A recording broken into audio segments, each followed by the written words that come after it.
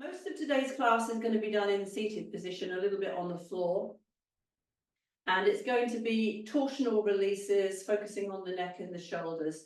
So let's just start with the salamander. So we'll just take our hands behind our head and we'll just look up to the right elbow without moving the skull.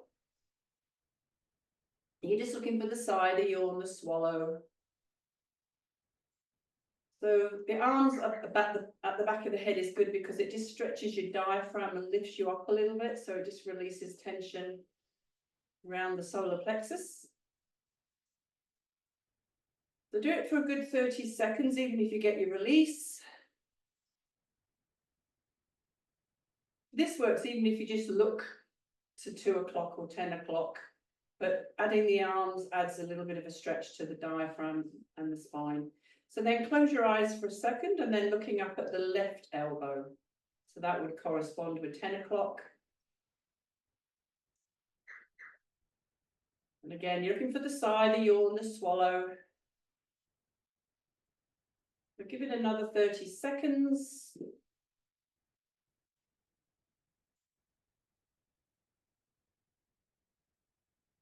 And then just closing the eyes and just gently release the arms back down again. Just move your neck.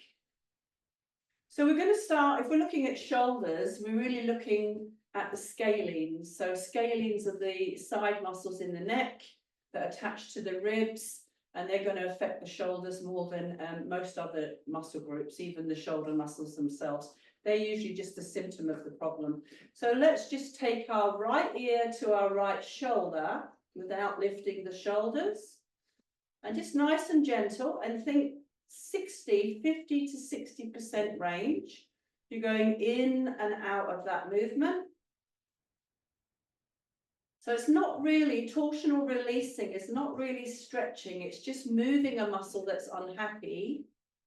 And it's just a way of calming a muscle down, talking to the nervous system, to the brain via the nervous system, to really look at this muscle and why is it so uncomfortably tight. So the chin is slightly pulled in, you're in that slightly retracted position, which again brings you into the skull pulling backwards and upwards, which means you're coming into that perfect alignment for C1, C2. So as you're doing this, if that feels like it's improving slightly, you could take your hand under the chair. That's going to raise the tension in the muscle. So maybe you'll modify what is your 50 to 60% range. So if you're going into an extreme range doing this, your brain via the nervous system is not going to allow you to move a stiff and uncomfortable muscle or neck if it's dangerous. So it's got to be perceived in the brain as gentle, repetitive. So if that is starting to feel a little bit better, you could put your hand gently on the left side of your head. You're not really pulling the head, you're just using the weight of the hand. So again, if the brain perceives that this is rough and extreme, then you're not going to get any reaction in the muscle. So we're trying to just gently talk to the nervous system to relax the muscle. And maybe you're doing about 6 of each of these. And then gently just relax, come back into center. Just move your head. You'll feel quite unbalanced in the brain now because this side has had a big change, but this side hasn't. So again, just drop your shoulders and now take left ear to left shoulder. Really gentle.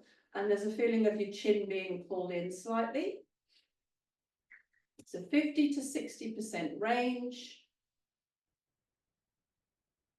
Now, if you feel doing that, if you've got one side that's tighter than the other, and you feel that contracting the unhappy side is irritating the problem, then you would just go to the other side again and you just do more to that other side. So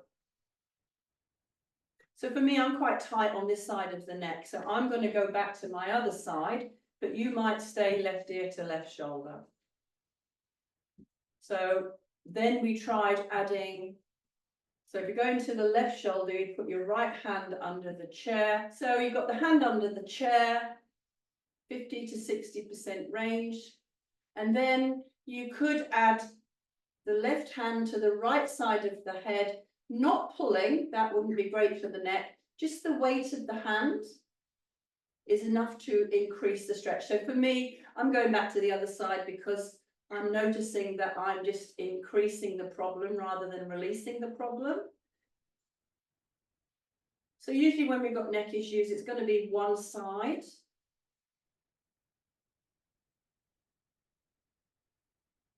Try and connect the breath to the movement. So the breath is all very influential in the parasympathetic nervous system. So if we're breathing in the right way, that also speeds up the release. So it's about 6 or 7. So again, just roll the shoulders, reassess through the neck. So it should feel a little bit more balanced now. So let's just take 2 fingers on the left side of the neck, and you're going to divide the side of your neck into 3 zones, going from the underside of your jaw to the top of the collarbone. So you're going to just, same side hand, just going to do a little gentle frictional rub. There's no real downward pressure. It's just rubbing across the fibers of the muscle. And maybe with your chin slightly tucked, you're bringing in that torsional release again. So do it about 5 times. So still at that 50 to 60% range. And then try it in the middle zone.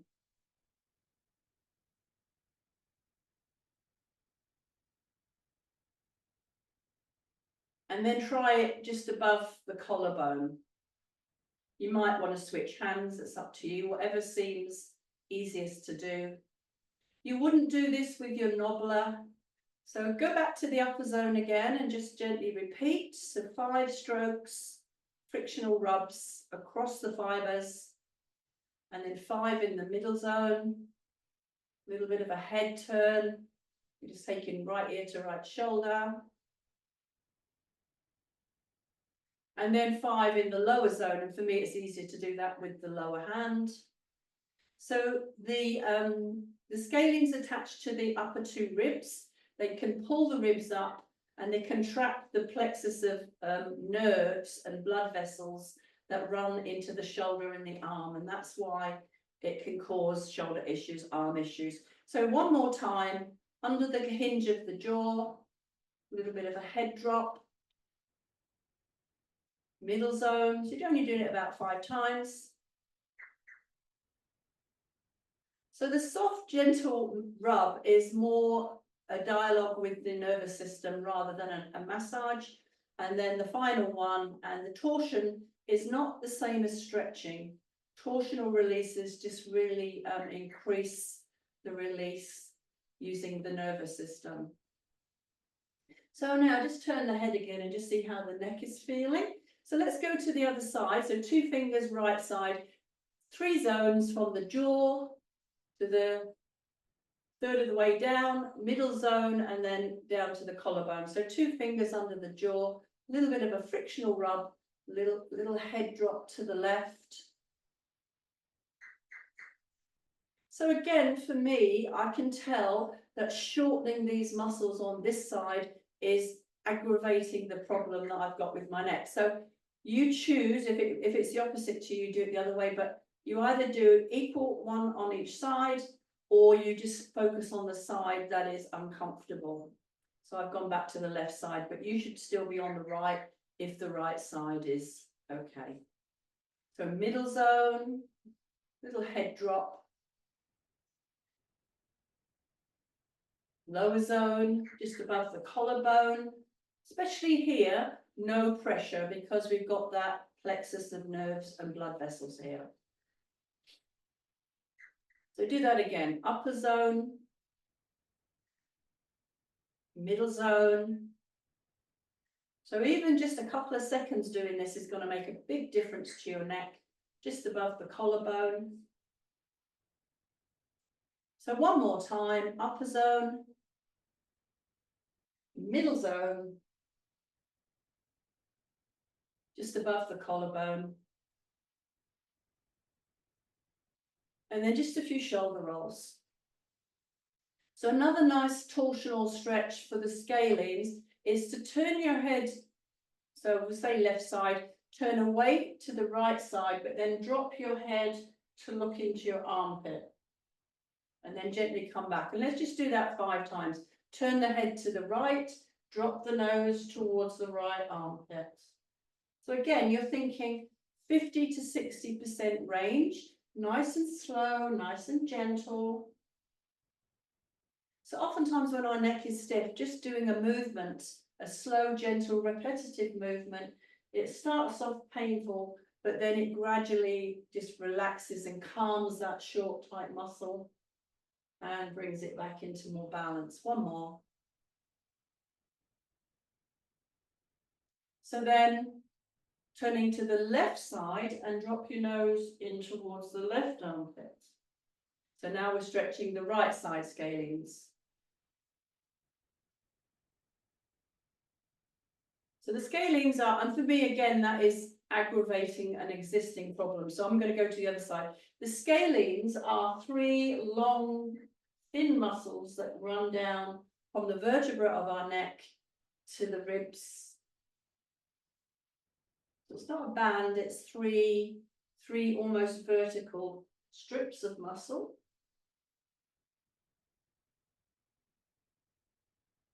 So just do it about 5 times.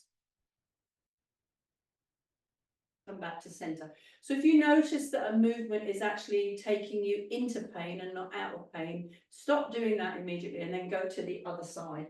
So let's come to the sternocleidomastoid. So if we come to the middle of our collarbone, we've got a little cartilage joint there. We've got the collarbones, and then from here, running up to the back of the ear, we've got 2 muscles called the sternocleidomastoid.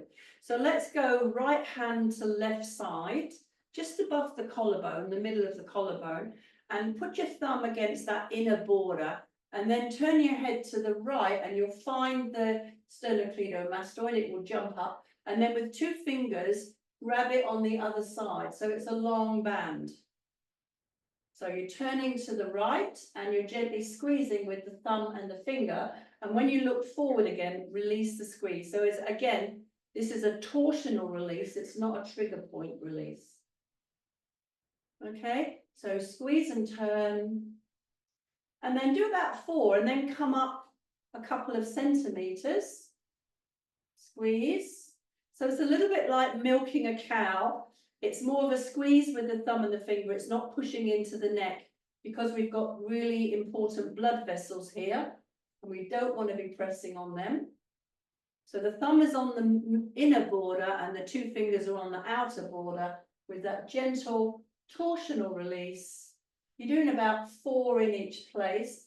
If you find a place that's really tender, so I found one here, then maybe you'll stay there a little bit longer, but release the squeeze as you look forward. So that way you're not applying constant pressure, just in case you are pressing on blood vessels.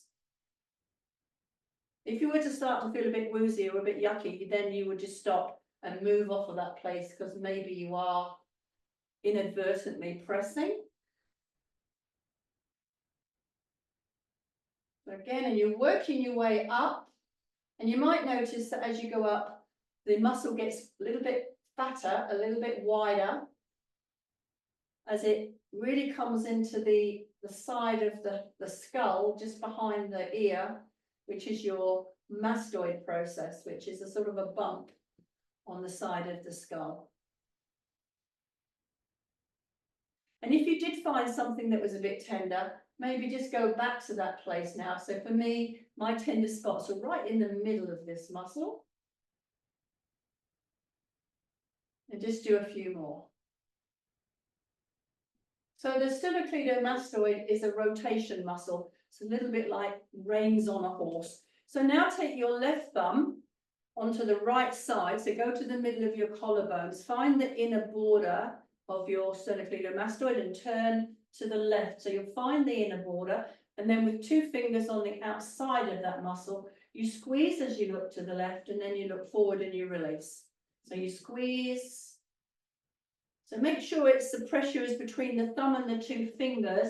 You're not pushing towards the bones of your neck. You're not pushing inwards at all. It's a very superficial release, but it's very strong. So now you're gradually coming up the muscle, and do about 4 in each place. They come in about 2 centimeters.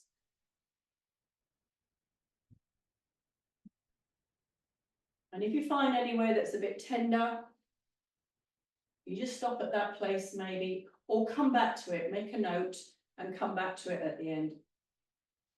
So I'm working up. So this side is just normal to me. The other side was really quite sore. So I figured out I've got tight scalenes and a tight sternocleidomastoid. So it's also a little bit of a sort of an investigation as well.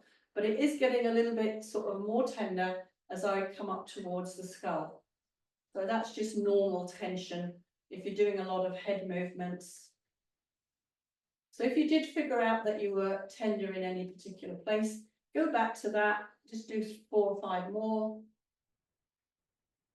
So the beauty of neck work is it is probably the most skillful work that you have to do. You need to know where your blood vessels are and be careful of anything that might be nerves. But you get the most gains out of the least amount of time spent here. The neck responds pretty quickly usually to just even a small amount of massage. So just again, turn your head and just see how the quality of the movement is after that. So we're coming into a breathing point. So if we follow the underside of our collarbone towards where we come into almost the shoulder, there's a little indentation there. So you go under the collarbone and then you feel there's like a little indent there. If you were to put your thumbs in that little indentation and just find the bony end of your thumb and just press, this is a breathing point. So this is going to increase the quality of the breath.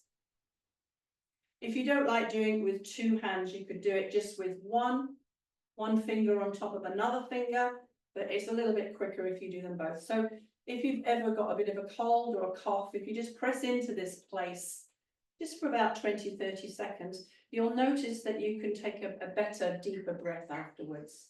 So that is tied into Chinese medicine, reflexology. So maybe take some breaths while you're doing it.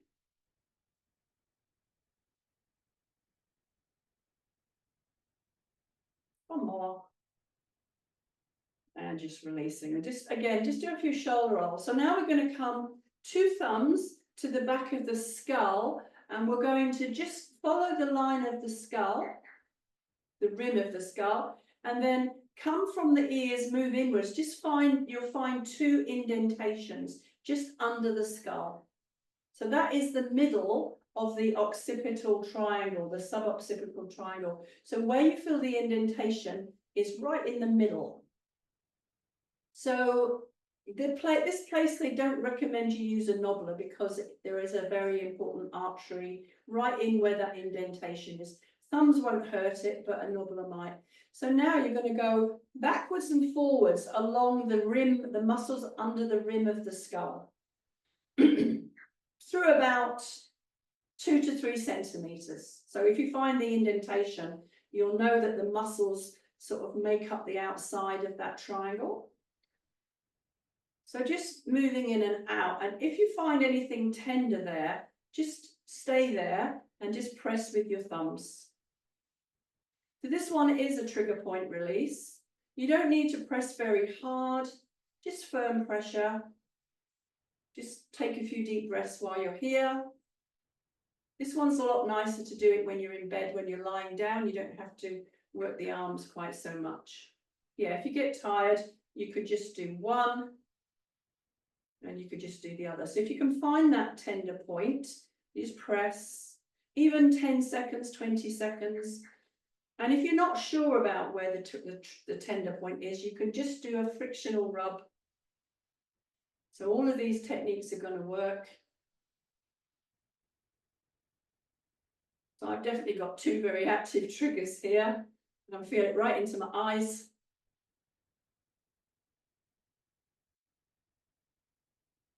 So then, if you think about the indentation, now you're going to go inwards, and now you're going to go just either side of the spine, and you're going to move up and down through what is C2. So that's really only through about 1 to 2 centimeters. So just follow where the indentation is and just do a little bit of a rub here. So you could use your thumbs, or you could use 2 fingers and you could just do a little bit of a rub up and down. You drop your chin, you'll feel those muscles a little bit more, and then look forward because that relaxes them.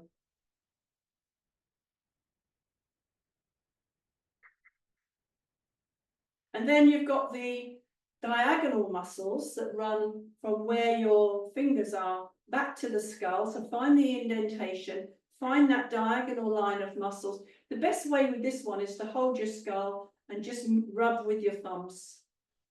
So you're rubbing from the rim of the skull downwards and inwards towards the center of your spine, but you're not on the center, you're just on the processes on the outside of the spine. So usually this diagonal one is the one that you have the most problems with. And if you find anything tender, you could just press there.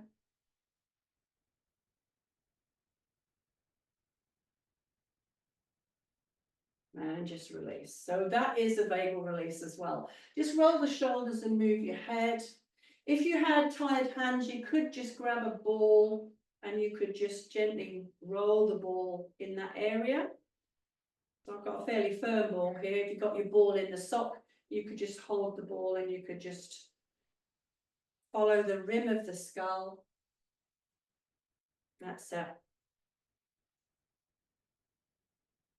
So it's a very active area because of the movements of C1 and C2. As they get tight, they're going to pull your head into rotation and bring you into a forward head posture, which is not great for the neck at all.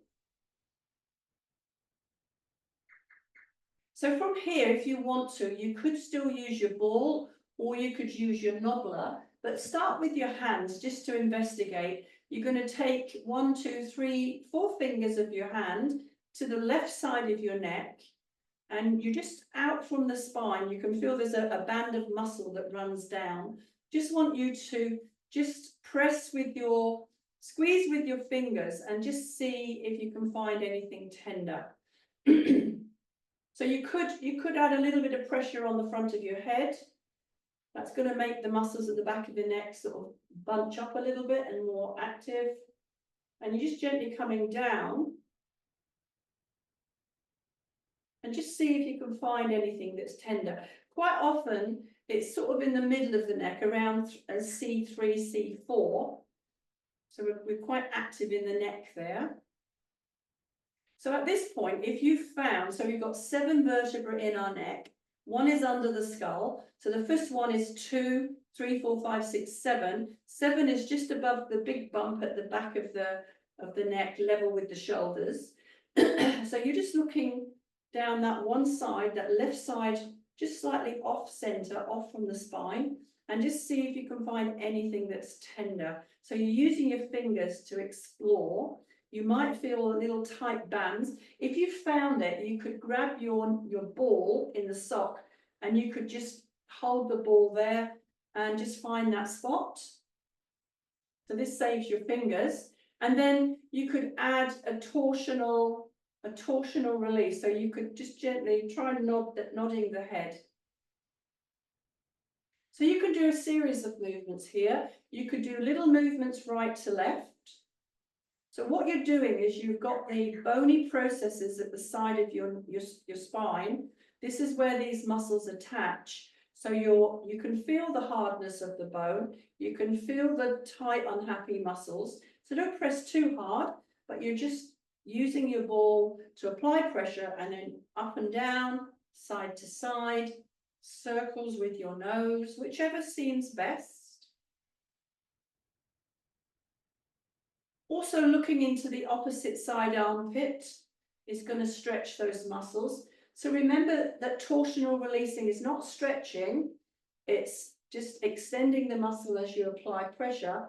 So you want to be about 50 to 60% range in your movements. You could move the ball down a little bit and just explore. So these capitis muscles get really unhappy if we're looking down, like looking at a book or working on a computer, maybe looking at something on our laptop, things like this. Just tip the skull forward, and then these little small muscles have to work for very long periods of time when they're only really supposed to do it for a short time. So you're coming all the way down that left side of your neck until you come level with the shoulders. And then just stop for a minute, just do a few shoulder rolls. So now take your left hand and just explore the right side of your neck, just off from the spine. Find those bony processes at the side of the vertebra. Find that thick band of muscle, and then just with your fingers, just sort of work in between the vertebra, in between those bony processes, and see if you can find anything painful. So I've definitely found something here. So it's only a guess, but usually C3, C4, C5, somewhere around there. So for me, C3, C4, C5, even C6 are pretty tight on this side. So once you've figured out where you're tight, grab your ball again. And again, just, start high up and gradually work down. So you can do little side to side movements, little up and down movements, circles with the nose, gently looking into the opposite armpit. Remember to breathe. So if anything is quite painful, the pain messages to the brain are going to be counterintuitive to what you're trying to do. So I've found my active trigger here. So if you add torsional releases to trigger point work, you really, it's more advanced. You're going to speed up the release. You're going to get a better release, a quicker release, maybe a more permanent release.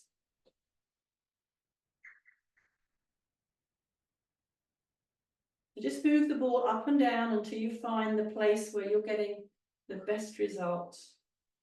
I think really with capitis muscles, both sides are going to be a little bit unhappy because we do a lot of movements with the head looking forward and down, whereas some of the other muscles are more side bending.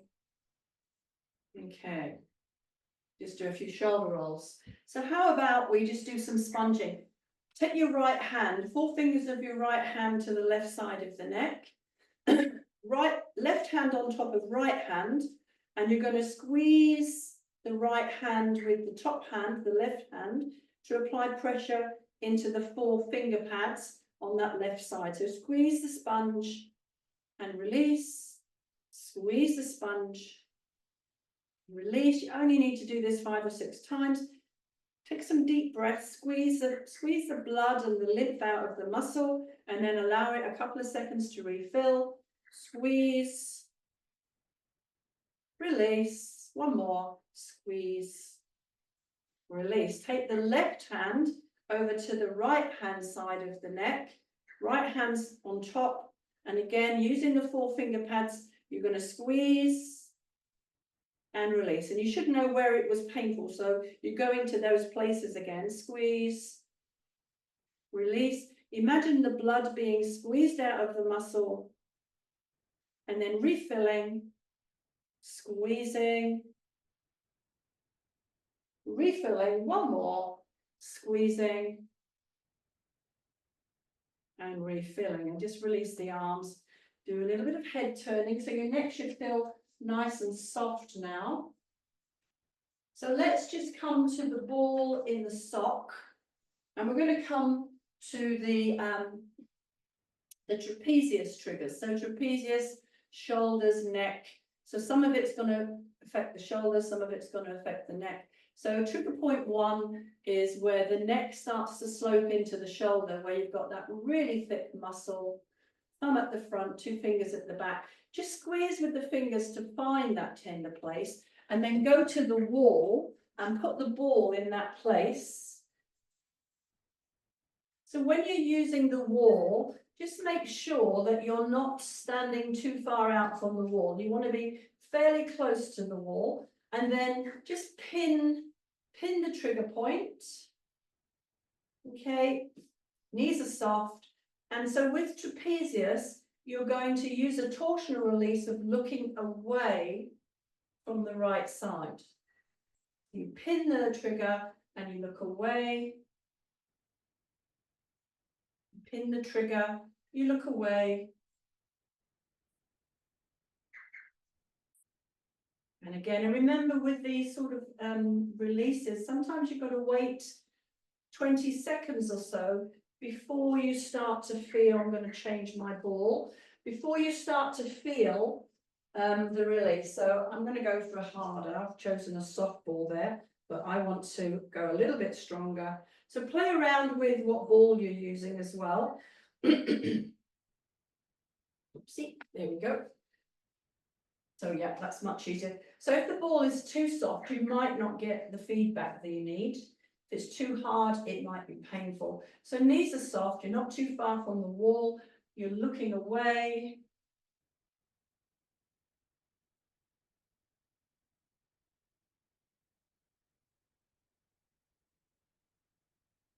Couple more. So while we're here, let's do levator scapulae. So the inner edges of your shoulder blades come up, but then there's a diagonal angle. So find that diagonal angle near the top of the shoulder blade. And again, just pin with the ball. So with levator scapulae, you look towards the shoulder. So that's going to stretch the muscle that goes from the shoulder blade, attaches to the vertebra in the neck.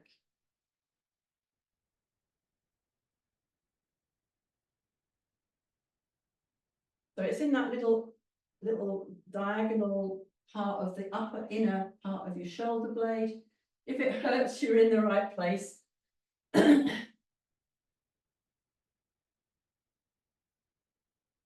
it a good 30 seconds at least.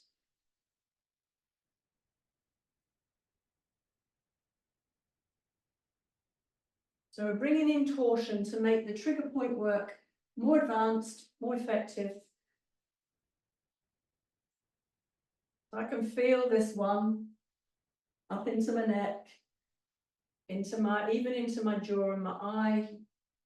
So through the nervous system, you're getting a picture.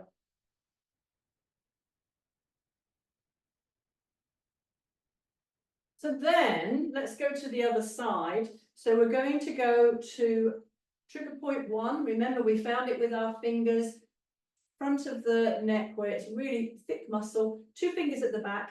Give yourself a squeeze to find that point and then put the ball there and just check that you're not too far.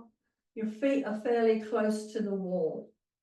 So the ball in the sock means you can hold the ball, even if it slips out, you're not going to keep dropping off to the floor and rolling away. You've got more control. So trapezius, you look away from the side that you're working on. So this trigger point, it attaches to the vertebra in the neck. That's why the head turning is going to give you torsion.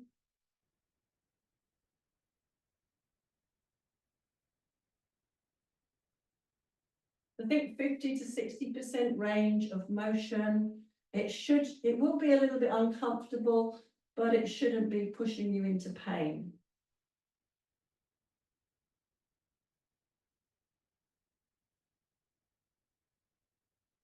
A little bit longer.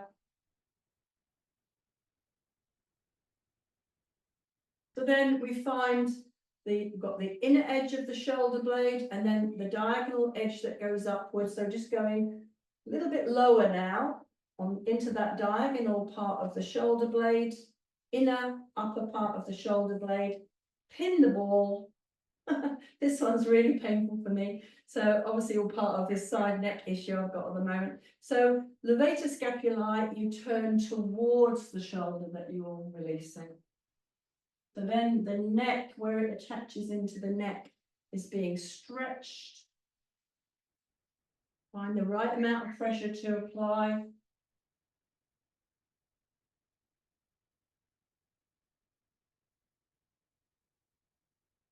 So oftentimes, shoulder pain, shoulder stiffness, it's the rotator cuff muscles rather than the shoulder muscles themselves.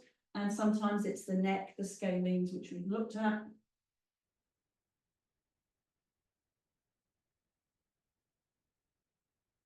Nice one. So let's go back to the right side now, and we're going to come down the two inner edges of our shoulder blades. So let's just start near the top of the shoulder blade. So facing outwards, push the ball against the edge of the bone. So we're talking about the inner edge of our shoulder blade. Step out a little bit from the wall, but keep from the shoulders to the hips nice and straight. You don't want your bottom a long way out from the wall. And then you could just gently move up and down through about 1 centimetre. So because of the influence of the trapezius into the neck, you're going to turn your head away, torsion. Just nice and slow, nice and gentle. So near the top of the shoulder blade, very much trapezius. So if you were to come down another centimetre here, then now you're probably going to be getting into your rhomboids as well. So the pain might increase. And turning away for the trapezius. The rhomboid, a torsional release for the rhomboid might be just to reach your arm, same side arm across your body. So that pulls the shoulder blade out a little bit, and that just stretches the rhomboid as you apply pressure. So you're looking away and you're reaching across to the left or on the right side. So come down another centimetre.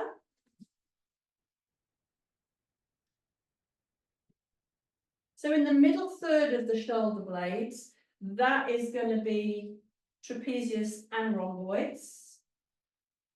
A little bit of a reach. If it's really painful, you might just hold really still and apply pressure.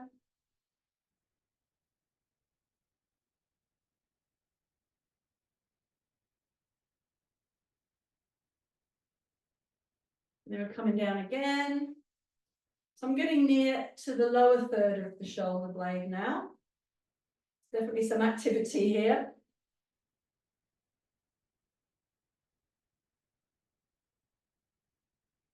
Really, anywhere around the shoulder blade, you're going to hit tight muscles.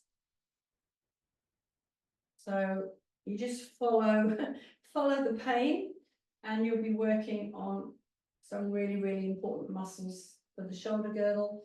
Nice one. So then if you were to come right down to the bottom of your shoulder blade, so underneath your shoulder blade, just hold still here. This is your latissimus dorsi, which is big muscles that come under the shoulder blades. Just take a few breaths. So for me, this is pretty painful. So it's our upper back.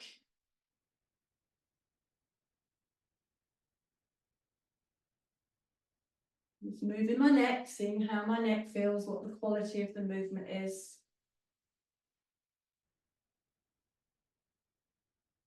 Lovely, so we're going to do. So now take the ball again to the upper inner edge of your left shoulder blade, so trapezius again. So for me, I've got neck pain on the left side. Everything through the left side of my shoulder girdle is a little bit unhappy. So maybe it's to do with gardening, I'm not quite sure, but I've definitely fired things up on this side. So trapezius, you look away.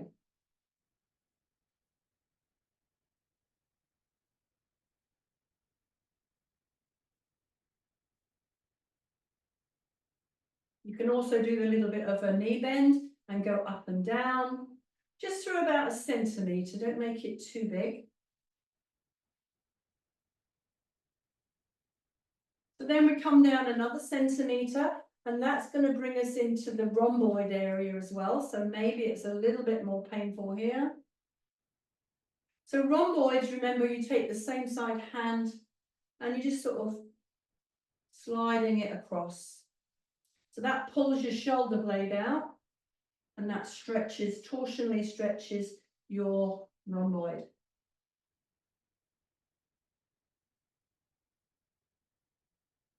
So then we go down another centimetre.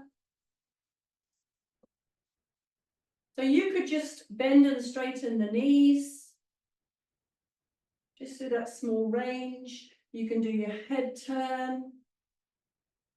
You can do the arm reach.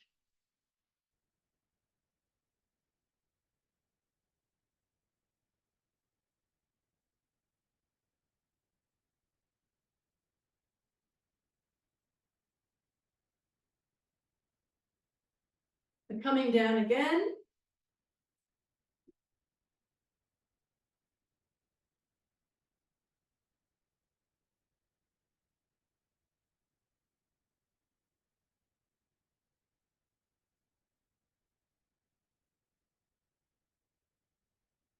And then we finish by just coming underneath the point of the shoulder blade. So shoulder blades look a little bit like Africa. You come down, right down to the very bottom, into the muscle that's just below, and just hold, just pin and hold latissimus dorsi. So there's a universal trigger point here. And again, just while you're holding in this position, just assess how the neck is feeling. So for me, I can feel things have improved hugely. I can still feel I'm a little bit tight in my chest muscles. So we're going to go to the chest next. Okay, so come back to sitting on the chair. Let's just look at the chest. So we're coming over to the right side. You can use the ball in the sock, or if you've got a free ball, you could just hold the ball. And you're just going to work underneath the collarbone. So just in this upper region here is pectoralis minor. So if we've got things going on in the shoulder and the rotator cuff, pectoralis, the pectoral muscles will be short and tight as well. And maybe that's part of the problem. So if it's tender in here, what the pectoralis do is they lift the shoulder blades up off of the ribs, pull them forward, so they pull your shoulders forward, and then that means your rotator cuff is already compromised. So you could work for women above the bra line, but towards the front edge of your armpit. So we can be really tender in here. I'm going to do the same side hand. That seems a little bit more natural. And you're just working above the bra line, and you're working sort of upwards. If you sort of think of a fan of muscles that comes out, you're just working these muscles, and you're going to find a lot of sore places here. So there's a really big, thick band of muscle that attaches into the upper arm here. And so this is where the triggers are, just out from the bone. So definitely very tender. We forget about our chest muscles, but they're really important. So the chest muscles are more to do with arm movement than they are breathing. The diaphragm is a breathing muscle. The chest muscles are more about movement in the arms and the shoulders, and they are also, what's the word? They also work with breathing, but they're sort of accessory muscles. They're not the prime muscles for breathing, but they will work for breathing if they have to. But it's more about arm movement. So now go to the other side, start just under the collarbone, sort of in the middle of the collarbone. This is pectoralis minor. So I'm using my opposite hand here. You could put two hands on the ball and just press. That's going to work as well. So if you wanted to bring in torsion, you would stretch your arm away as you did this. As you do that, you're lengthening the muscle. I forgot to say that on the other side. So then maybe the same side hand, and you're just coming to the front edge of your armpit, above the line of your bra, if you're a girl. You hold the end of the sock, and you're just working through those upper chest muscles. So if you're a guy, you can work the whole of the chest, but the triggers tend to be around the armpit and around the breastbone. So very painful. Ouch, ouch, ouch.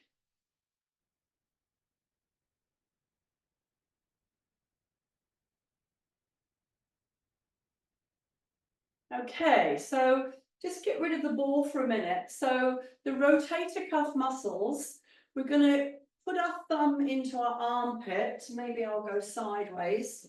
Thumb into the armpit, and we're just going to squeeze. I'm going to lean forward a little bit. We're going to squeeze that thick band of muscle at the back of the armpit. So that's the muscle that comes out from under the shoulder blade.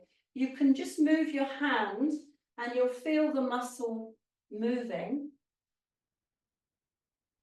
So you could just squeeze that muscle. You could start at the top and you could work your way down. So there's a whole group of muscles here that are rotator cuff muscles: subscapularis, teres major, teres minor, and latissimus dorsi trigger points all through here. So just do some sort of sponging. So maybe the shoulder is uncomfortable because of these muscles, and usually subscapularis is the muscle that is, you know, the bigger culprit when we come to sort of frozen shoulder issues and shoulder pain. It's all of them, but the subscapularis is the hardest one to reach, so we tend to forget about that one. Now that you've figured out where it is, just move your hand and feel that muscle moving. See if you could take your fingers into your armpit and push under the subscapularis. So you're rubbing along the ribs. So the muscle is on top and you're trying to find the space between the muscle and the ribs. And the hand, if my hand wasn't in my armpit, my fingers are together and I'm just sort of moving my fingers up and down. It's a little bit uncomfortable, this one. You don't need to go very deep to make this quite effective. The other way you could do it is you could try it with your thumb, but that might be a little bit too hard. And if you can't, we're just sponging. And you could also sponge the front of the armpit as well. So let's try the other side. So slightly leaning forward, and we're going to just put our thumb into our armpit, and we're going to start at the top. We're going to move our palm inwards and outwards so that we can feel the muscle moving in our hand. So we know that we're in the right muscle, and we're just going to start at the top, and then we're working our way down. So for me, again, this muscle's a lot more uncomfortable than the other side. So maybe being in the garden has really sort of fired up my rotator cuff. And that's why I'm getting a little bit of neck pain as well. So you could just sponge, squeeze, release, working upwards, and then, so starting working up to the shoulder, and then you're coming down in a sort of a fan. And then see if you can slide your fingers against the ribs and underneath that muscle. So this is just relaxing through the fascial system, the muscle that you can reach, which is under the shoulder blade. It's not an easy release. It's one probably best done against bare skin rather than through clothing.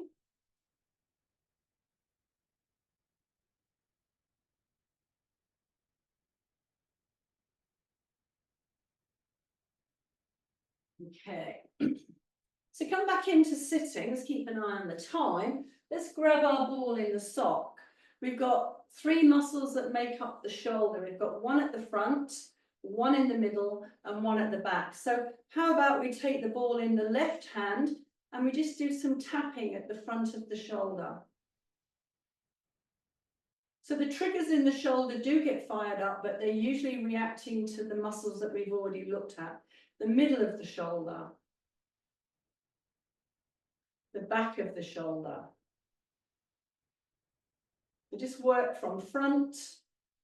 So it's almost like 3-fingered hand that wraps around the top of the arm. So we've got one at the front, one down the side, one at the back. And while we're here, we could do our biceps. Tapping is always a really good way just to relax muscles. And then the triceps at the back of the arm. We could even come down and do the forearm muscles and wiggle the fingers.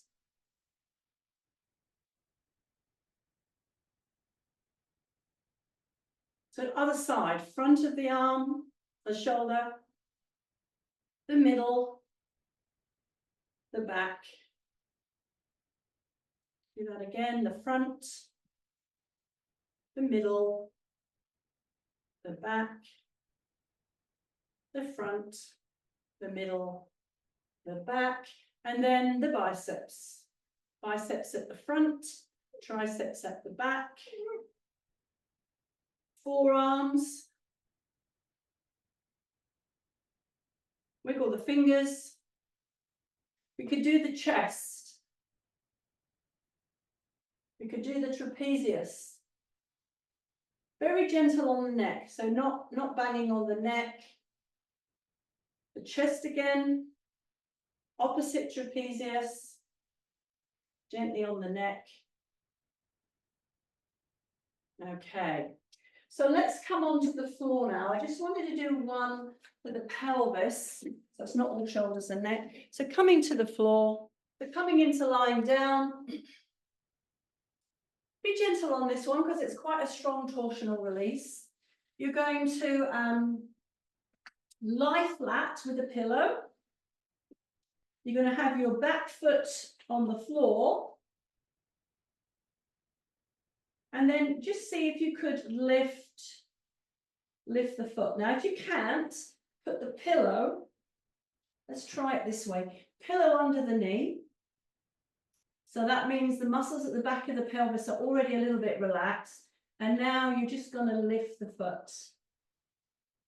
So what this exercise does, you can press on your knee, is it stretches the piriformis and the rotators at the back of the pelvis. They can get really tight.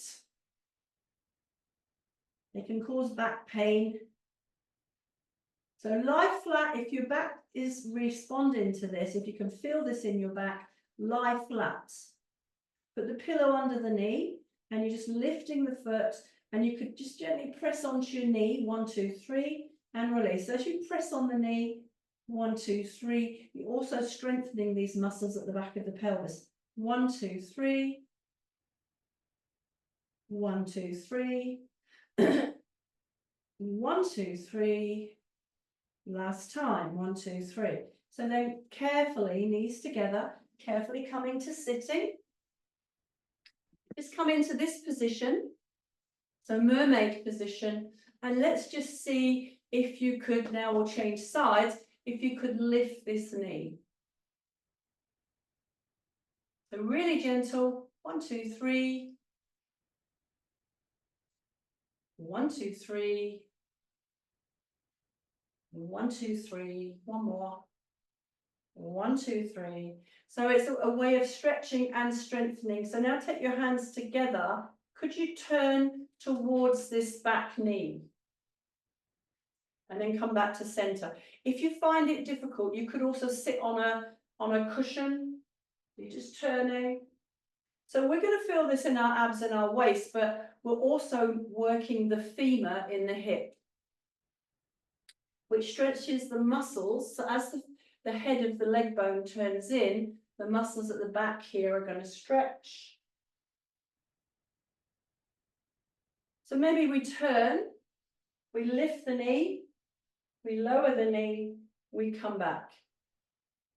We turn, we lift the knee, we lower the knee, we come back. We turn, we lift the knee, we lower the knee, we come back. Drop the hands and just finish by just rolling that hip gently forward. So just really mobilizing the hip, the low back, the SI joints. Okay, carefully come out of that, change sides. So again, we're going to put the pillow under the knee that's on the floor side. That just decreases the range slightly. The other foot is sort of somewhere, knee bent on the floor. If you feel any tension in your back, you lie flat and you're going to just lift the foot. So I'm going to lie down a bit on this side, I'm tighter on this side. So you're lifting the foot and you come back down. You're lifting the foot, you come back down. You could press onto your knee, 1, 2, 3, and release. 1, 2, 3, release. So these muscles can press on our sciatic nerve, and also if you've got compression in our back, these muscles can be weakened. 1, 2, 3. So a little bit of stretching and a little bit of strengthening. 1, 2, 3. Last one. So then carefully coming into a mermaid position. Okay, and we're just going to just sort of be as upright as we possibly can be, and can we lift the knee? So definitely looser on this side than I am on this side. So we're just stretching the hip. So ideally we want these two hips to be the same and not one side very open and relaxed and the other side very locked and tight. So then we linked our fingers and just see if you can turn towards this leg and come back. And turning. There's quite a bit of core strength needed to do this. One more. So then we added in the turn, the knee lift, knee down, come back to center. Turn, knee lift, knee down, and back to center. Turn, knee lift, knee down, and center. One more. Turning, knee lifting, down, and center, and come out of it. Put the hand on the hip, and just finish by rolling the hip forward, rolling the hip back. Rolling forward, mobilize the femur in the hip. So all really good exercises to keep the muscles of the hips more balanced. Last one. And then maybe just finish by coming into some sort of cross sit. Just bouncing the knees. If you don't like cross sit, you can put your feet together. Just gently bouncing. So this is going to do the same thing. It's going to stretch out those smaller glute muscles at the back of the pelvis. That's lovely. And our brain knew which side was the easiest side, so it chose its favourite. So now switch the legs over and go to the least favoured combination and do it there as well. Just bouncing, bouncing, bouncing. So that was neck, shoulders, pelvis and torsional releases. Just check in with your neck. My neck's feeling a lot better now. So yes.